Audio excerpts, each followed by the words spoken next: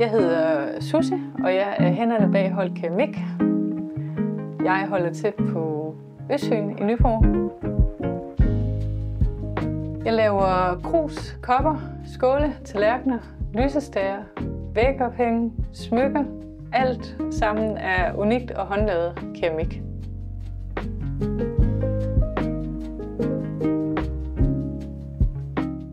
Brystkrus. De er meget populære. De er håndformede alle sammen. Jeg sælger faktisk rigtig mange kopper.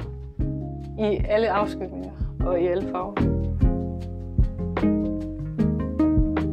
Jeg er i gang med at lave nogle hængepatter til at hænge på væggen. Måske til blomster, eller tandbørster, eller kuglepinde, eller hvad man har lyst til. Jeg laver smykker af stentøjslæger.